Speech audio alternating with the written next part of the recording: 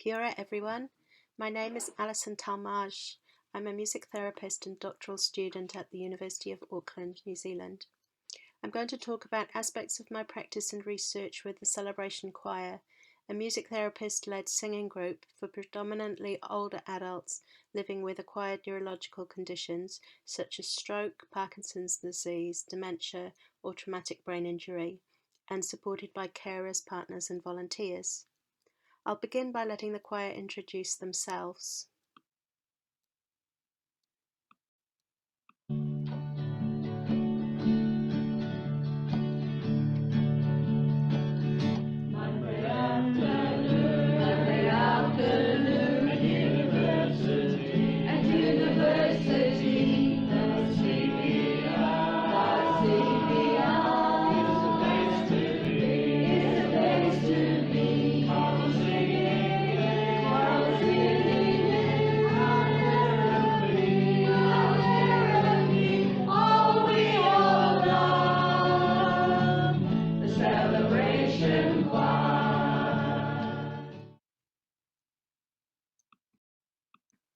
The choir is an initiative of the Centre for Brain Research, which brings together researchers, clinicians, and the community.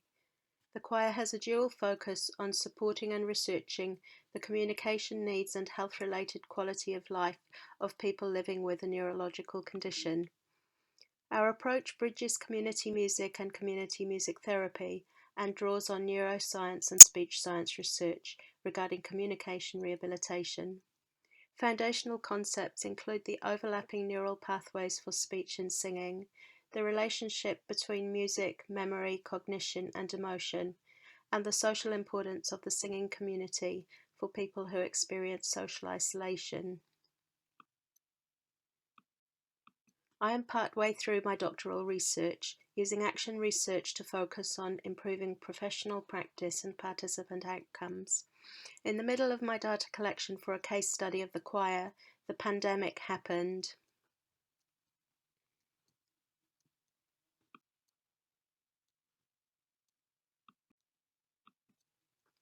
The choir, like everything else, had to change gear. We shifted to an online platform in mid-March, just before New Zealand's lockdown, and resumed in-person sessions in mid-June. Technology enabled the choir participants to remain socially and musically connected in an unprecedented prolonged period of social distancing through live online sessions. Zoom sessions provided both opportunities and challenges. Limitations included technology being less accessible or less engaging for some people, including some with dementia whose needs were best met in person. However, attendance rates and participant feedback underlined the value of the choir community. It wasn't choir as we know it, but adopting the words of Winnicott and Denora, it offered a good enough musical asylum. And in the words of one participant who has dementia, choir online is better than no choir at all. Eclectic strategies enabled the integration of 4 broad goals that McFerrin identified in a review of music and music therapy opportunities for people who have faced adverse life experiences: stabilizing, entrainment, expressive, and performative goals.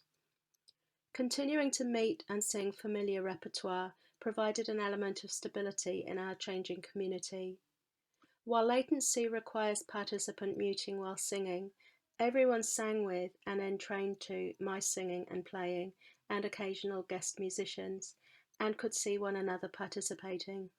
Self-expression and performance are core functions of choir, extended through themed sessions, dress-up days with theatrical elements, and songwriting projects.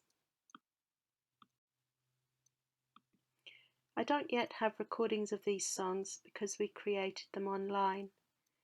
The lyrics include literal responses to the lockdown and also links to the world beyond home, particularly connections with the outdoors and nature, such as the New Zealand birds in this second song.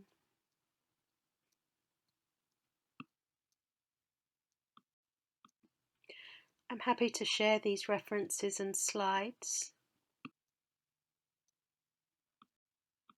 And I'd like to thank everyone supporting this work, particularly my doctoral supervisors. I'll let the choir have the final word.